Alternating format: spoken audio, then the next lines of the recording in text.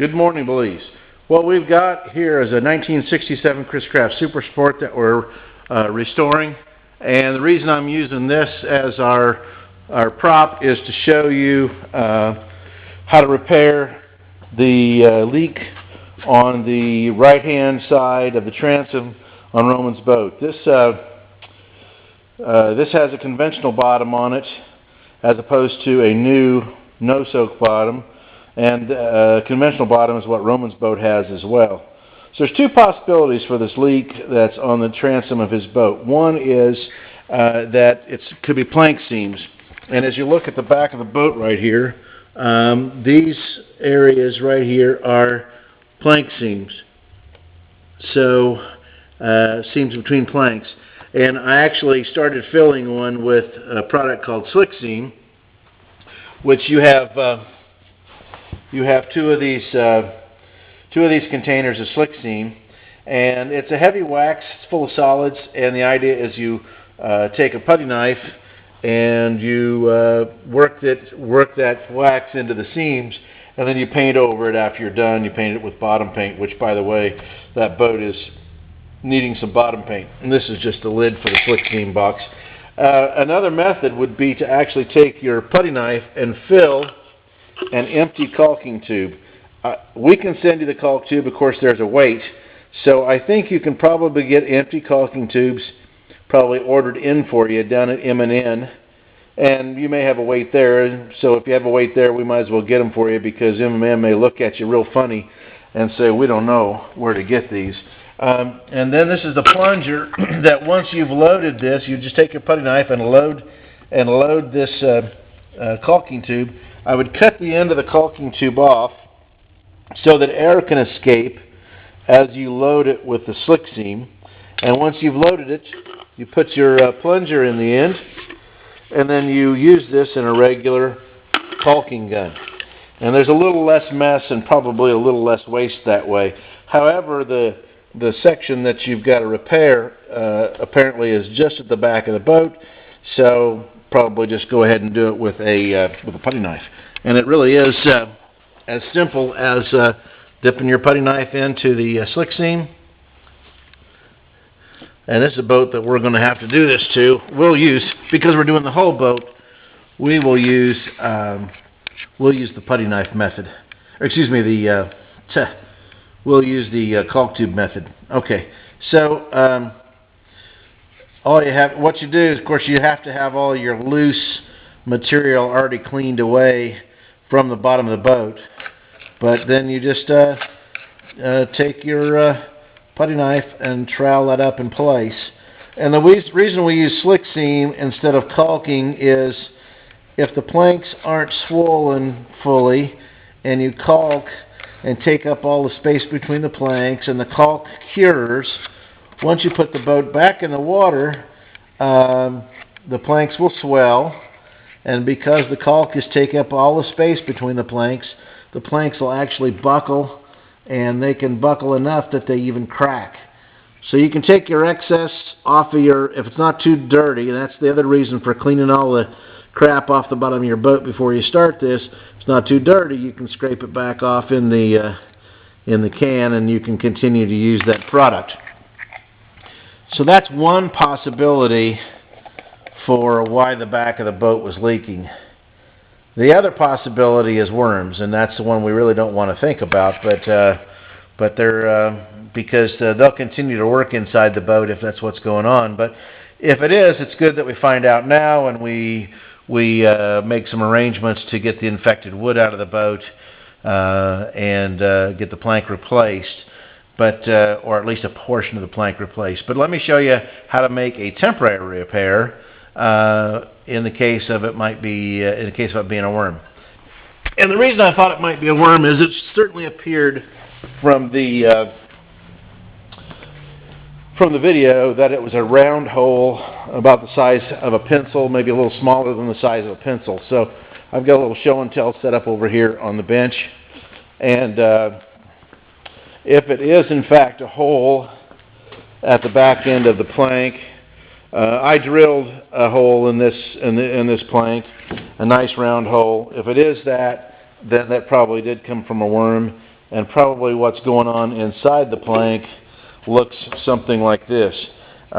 These are all worm passageways, and you can see that that worm will actually try to work this whole plank, large areas, and never come out. And I don't know how they do it, how they can tell that they're coming to the surface of the plank, but some way they have some method of knowing. And as you can see, this is a piece that came out of my cruiser off the keel, and as you can see, they'll run long distances, 3 or 4 inches, before they change direction, either staying horizontal or going, down into the wood. And so what I suspect has happened, if it's a worm, is that it's entered the outside, someplace along the boat, and it's worked its magic inside the plank, and it happened to get too close to the edge, and of course it got popped out. It wasn't paying attention, probably thinking about having sex with another worm or something. But at any rate, so the way you would repair that is I've got an assortment of dowel rods here, which you may already have to make some other repairs but you can go down to M&N Hardware, and you ought to be able to get a dowel rod. I would stay away, make sure you stay away from oak dowels, red oak in particular. Red oak is not rot resistant at all. This is a temporary repair, but red oak rots so quickly and infects the wood around it so quickly that we just don't want to use red oak. So just make sure you're not getting an oak dowel. And this one right here, this grain, I don't know if you can see the grain or not, but this grain is, this dowel right here is oak. I'm not sure what it's doing at my shop, but at any rate, I got in here by mistake, that's for sure. So you try to find a dowel rod that's about the right diameter. Now that fit right there is just a little bit sloppier than I'd really like to have. If you have a sloppy fit like that, then I would suggest that you use a product that you're going to be using to seal down the rudder port, what it's called. And there's 3M5200, comes in different colors. We don't really care about the color. Mahogany, white, black, doesn't matter. Also, it comes in a product that takes about 7 days to cure, and in your heat it might cure in more like 5 days, and another product that cures in a day, in 24 hours. In your heat it might cure even faster. It might even be kind of tough for you to use because it might start curing before you get everything set. So you have to make a choice. I guess you can probably go with this one.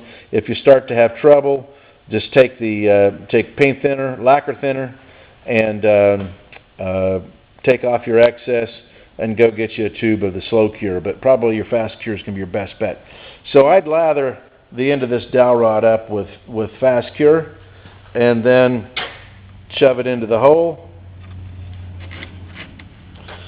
And then I forgot to get my saw.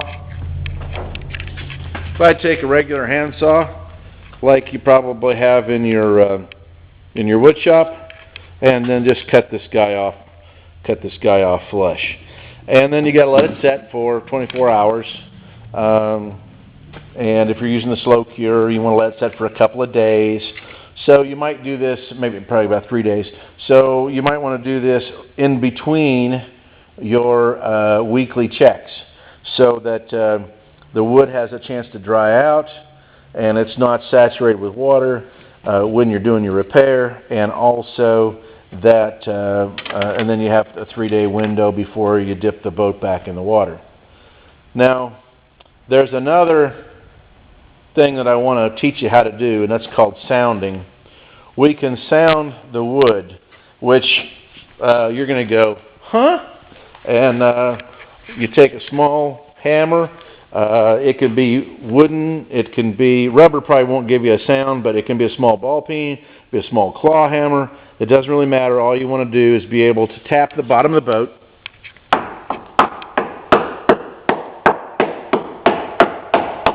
And you're listening to the sound. All right, so let me come on over here, and I'm going to tap. I'm going to set this camera down. and I'm going to tap a piece of wood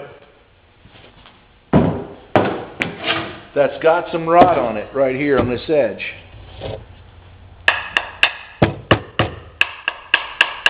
So I'm tapping that wood. I'm going to turn it to where I have the rot.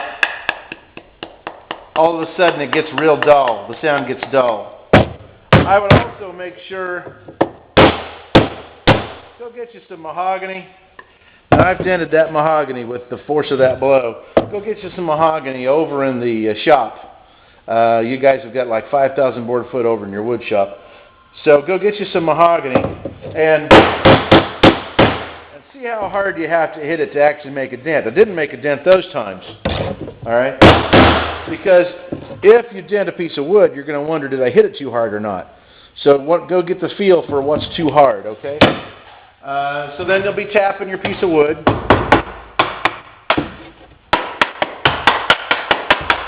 And this is one that came off of another boat. It's the older sister to Romans, actually. You can even hear on this, you can even hear a change in sound from good wood on this side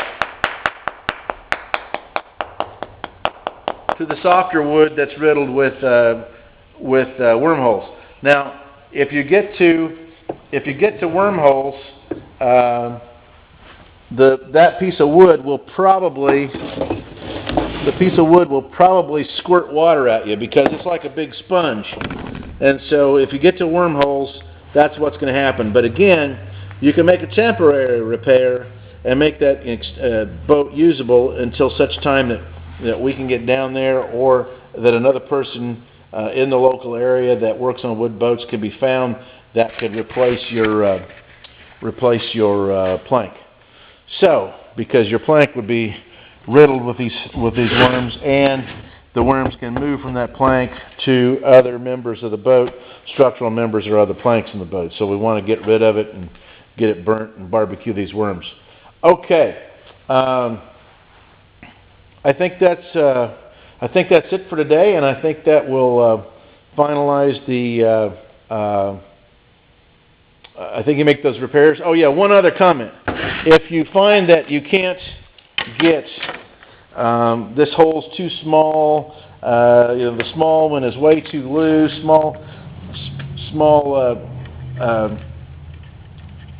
small dowel rod's way too loose, the big dowel rod's way too big, then what you might have to do is actually drill the hole out, a little cordless drill the hole out to the exact diameter that you want, 1/8 of an inch, 3/16 of an inch, 1/4 of an inch. Your plank's only about 3/8 of an inch in diameter, so you really can't go any bigger than that. You really can't go any, plank's about 7/16 thick, so 3/8 in diameter is absolutely the largest hole that you could drill in there, and have any meat to attach your dowel to and to plug the hole up. Okay.